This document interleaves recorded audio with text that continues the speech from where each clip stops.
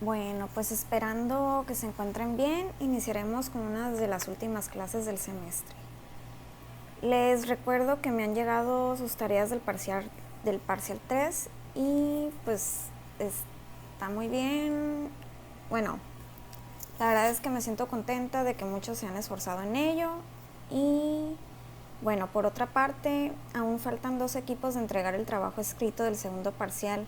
Les encargo que se apuren a entregarlo quienes falten y pues por respeto a sus compañeros que sí entregaron a tiempo, obviamente les calificaría sobre menos calificación.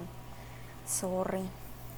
Bueno, ahora bien, nos quedamos, o más bien finalizamos con la arquitectura de Constantinopla. Pasamos a este mapa donde vienen especificadas las capitales de los últimos años del Imperio Romano y el inicio del Sacro Imperio Romano. Vienen marcados desde Colonia en Alemania hasta Antioquía en la zona del Líbano. Pues si se acuerdan de los fenicios, esa era la zona, bueno, más bien esta era la zona, ¿no? En fin, pasamos a la línea del tiempo del 500 al 800 después de Cristo, dejando en claro que en el 800 inicia el Sacro Imperio Romano de Carlomagno, en el 632 la muerte de Mahoma y en el 500 el auge de la cultura maya. Si recordamos el plano de Roma del tercer periodo, nos vamos al zoom. Pero primero les he cambiado el cuadrito del zoom, ahora está situado en el Monte Vaticano, en la zona conocida como Città Leonina. En nuestro zoom vemos definido primero la planta del antiguo circo de Nerón. Sabemos que Nerón inició, según se dice, inició un incendio que pues arrasó gran parte de Roma. No confundirlo con el Circo Máximo, cercano al Coliseo, del Zoom pasado que les hacía referencia de las clases pasadas.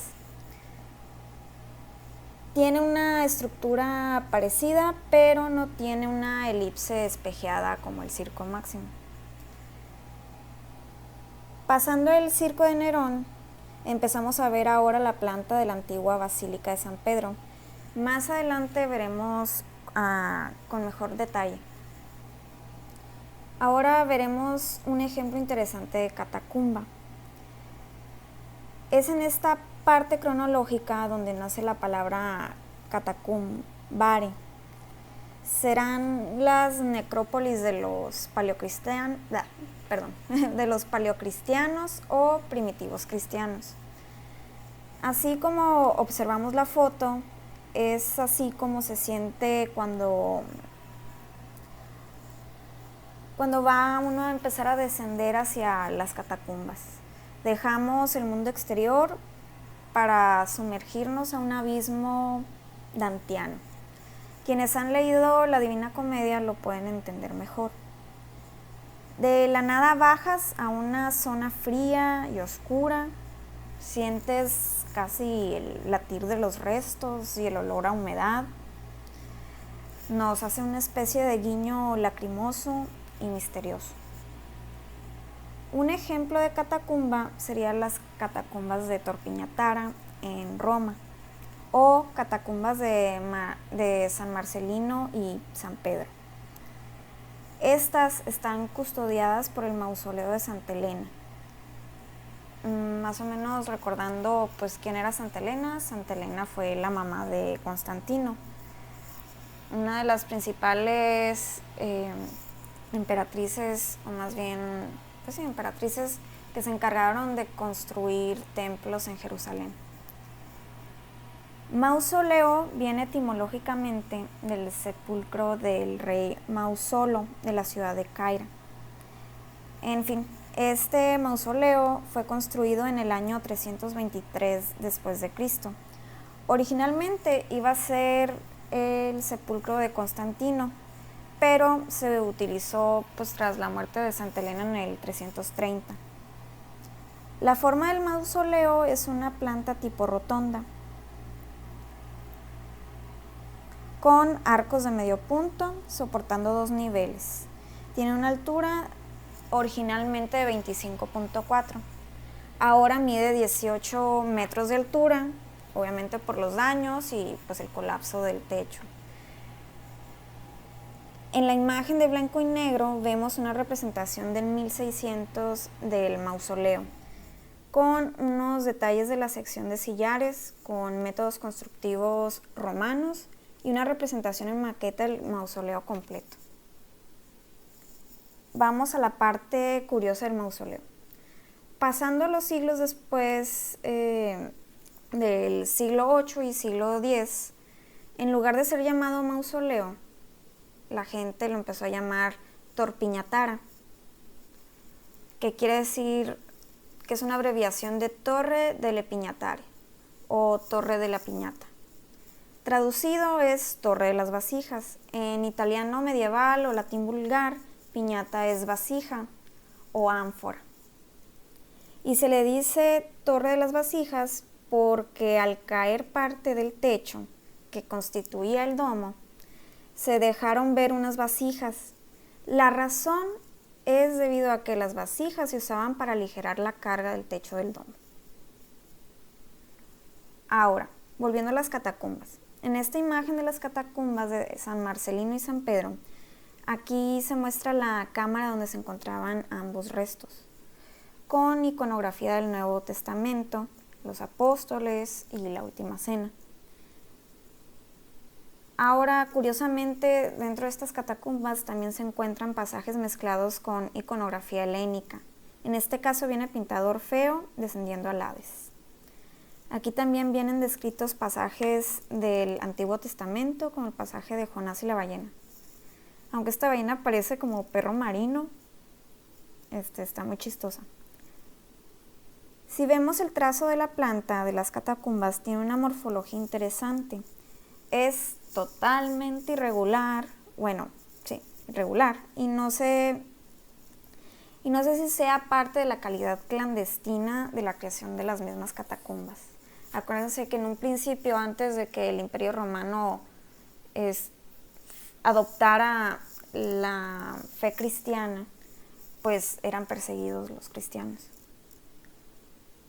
Antes de pasar a analizar la antigua Basílica de San Pedro, les quería mostrar la planta de una basílica paleocristiana. Este ejemplo es el de Santa Sabina, en Roma, que data del 425 después de Cristo. Sus formas corresponden a una distribución de espacios sencillos y con los mínimos elementos de una basílica. Ahora sí, la primera basílica de San Pedro. Se han encontrado dibujos y bocetos de testigos oculares del interior. Una de esas evidencias es el trazo del interior de la ábside frente al altar. También les pongo una pequeña reconstrucción de lo que vendría siendo la ábside. Lo que vemos mejor representado sería el diseño del mosaico. En el siguiente mapa se les vuelve a recordar dónde se situaba la antigua basílica, así como otras edificaciones y santuarios señalados con una cruz. Las partes que corresponden, o más bien que conforman la Basílica de San Pedro son, primero, la ábside, que no se señala aquí, pero es parte de la descripción anterior que les había puesto, y es el espacio que corona el altar. El otro espacio es el transepto, que significa nave transversal. Atraviesa la continuidad lineal del altar y las naves principales. Luego tenemos nave, que proviene de navos del latín. Generalmente está rodeada de columnas y arcos llamadas filas arcadas. Luego tenemos los dos templos auxiliares en forma de rotonda, que serían Santa Petronila y San Andrés. Luego viene mencionado aquí viene mencionado un obelisco como parte del conjunto. Hagamos una remembranza al obelisco de Luxor de la Plaza de la Concordia. ¿Se acuerdan de las exposiciones del primer parcial? Bueno, pasamos al Secretarium, que en Roma en los edificios civiles había un espacio que se llamaba Secretarium Senatus, enseguida de la Curia Senatus, que era un espacio rectangular sin ábsides y reducido. Bueno, esto luego se adoptaría en las basílicas paleocristianas y es donde se solían realizar ciertos concilios y juicios obispados. Tenemos la fachada. En este caso se supone que buscando, más bien basado en testigos, era una fachada simple y plana. Viene del latín facies y evolucionaría a facha, que es del italiano que significa cara. Luego tenemos nártex, que es el vestíbulo cubierto entre el templo y el atrio. Atrio, del latín atrium, que sería el patio enmarcado con pórticos. Y finalmente la entrada, que vendría siendo también una casa de guardia u oficina de portería. Ahora les presento una comparativa de la basílica antigua paleocristiana, prerrománica y la barroca. Vean la comparación de las dimensiones en casi como si el barroco volviera a la exuberancia de la Roma imperial, pero más recargada y con más fuerza. Y enseguida las catacumbas de la basílica, con una distribución parecida a la morfología de las catacumbas de Torpiñatara. En la siguiente imagen volvemos a ver una representación gráfica de una sección en perspectiva, la cual nos lleva a través de las naves hacia la ábside. Continuamos con otra sección mostrando el ritmo y diseño del interior contra el exterior descrito como muros de ladrillo, así como la introducción de diferentes piedras en el diseño de interior y las columnas. En la siguiente imagen vemos la distribución de las piedras de las columnas. Se observa el uso de granito blanco, granito rojo, mármol chipolino o mármol caristium, mármol portasanta y mármol africano. Pasamos al arte bizantino y nos dedicaremos a reflexionar sobre el siguiente mapa. ¿Qué podemos observar ahora? Si bien para el 800 después de Cristo, que es la fecha límite de nuestra unidad 5, vemos que el imperio bizantino delimita lo que alguna vez fue espacio de conquista helénica y romana. Sin embargo, lo que también vemos es la custodia del imperio o más bien de los califatos y poderío musulmán. El resto pertenecería a reinos aislados y más desintegrados como el poderío franco y sajón. Este elemento de bóveda con pechinas o domo con pechinas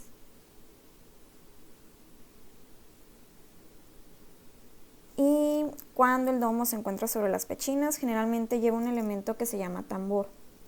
En el estilo bizantino, estas bóvedas con pechinas fueron un elemento recurrente para la edificación de basílicas. Viene como un ejemplo una pequeña catedral de Atenas del año 1250 después de Cristo. También se ve que el elemento del arco, que para poder ejecutarlo debidamente se debe partir por identificar el centro geométrico del elemento. Pero en el caso del domo con pechina, se puede construir con anillos sucesivos de mampostería sin la necesidad de centrar. Ahora bien, analizaremos a San Vitale de Ravenna, construido en el siglo VI. Una de las muchas cosas increíbles de este templo es el uso de ladrillos procedente de edificios más antiguos del Imperio Romano. Pasamos a analizar la planta del templo, que nos evoca al mausoleo de Santa Elena. Esta se encuentra con una geometría octogonal. Esta forma luego sería usada en los pequeños templos aledaños a las catedrales o baptisterios. Como ven, no cuenta con las naves tradicionales de la basílica, sino que tienen deambulatorios en forma ortogonal, que también serían llamados girola. En la descripción estructural del templo tenemos marcado como 1, arcos de ladrillo. En el 2 tenemos la bóveda de la exedra, que viene del griego que significa sala de reunión con asientos.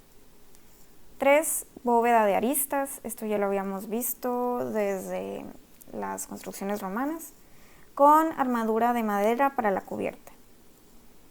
4, bóveda de anforillas o vasijas, nuevamente una referencia fuerte al mausoleo de Santa Elena. Finalmente tenemos un dintel curvo cercano a la tribuna. Nos vamos a los espacios de San Vitale, que sería la nave central con su deambulatorio octogonal, las 2 sacristías, nuestra famosa ábside y el nártex. Contemplemos el interior. El uso de elementos simétricos y proporcionados unos con otros nos da una sensación de estabilidad. Más allá de la estabilidad estructural, contamos con un espacio cálido y solemne, como si nos quisiera describir los valores iniciales de la iglesia cristiana, regresando a un origen ordenado y nutrido. Continuamos con el arte carolingio. Les dejé un documental por si quieren adentrarse en el Imperio Carolingio como referencia histórica. Se encuentra en el apartado de la unidad 5 y pues si gustan verlo está ahí. Este ejemplo de manuscrito encontrado en Viena, aunque la portada sería realizada posteriormente en el 1500, pero pues me gustó mucho y se los quise mostrar. Su interior sí data de las fechas del Imperio Carolingio, que corresponden al 800 después de Cristo. También hay otro manuscrito bastante importante del estilo carolingio, que serían los Evangelios de Evo, con una estética menos mimética. En esta imagen se nos muestra las partes del palacio de Aachen, de quien se tiene descrito que fue construido por arquitectos que se trajeron de Armenia y Constantinopla. La ciudad de Aachen había sido fundada por los romanos como un paraíso de termas, por sus aguas termales. No fue hasta que Carlomagno decidió construir un gran palacio ahí. Y bueno, las partes que lo conforman son la sala de audiencias, sala del tesoro, alojamiento del emperador y familia, puerta monumental, atrio, la capilla palatina, capilla de clérigo, termas, como seguir la tradición romana, y fuentes de agua caliente. Con la imagen del interior nos asomamos a la estética carolingia con muros de sillería y ladrillo. Vemos una sección que pasa por la capilla palatina, un diseño estructural basado en el de San Vitale de Ravenna. Vean lo rico y majestuoso de su interior con el diseño de mosaico con hoja de oro. Algo así debió de ser Hagia Sofía antes de la intervención musulmana en el 700. Ahora sí llegamos al último tema de la clase, que sería el arte otoniano. La dinastía del Sacro Imperio Romano pasaría a manos de Otto el Grande tras la muerte de Carlomagno. Luego le seguiría Otto II y Otto III. Un imperio centrado en lo que ahora en su mayoría correspondería a Alemania, y aquí está el mapita. Nos vamos a la última ciudad que viene señalada en el mapa, que es Hildesheim. Creo que lo dije, bueno, es así. En Hildesheim está la iglesia de San Miguel.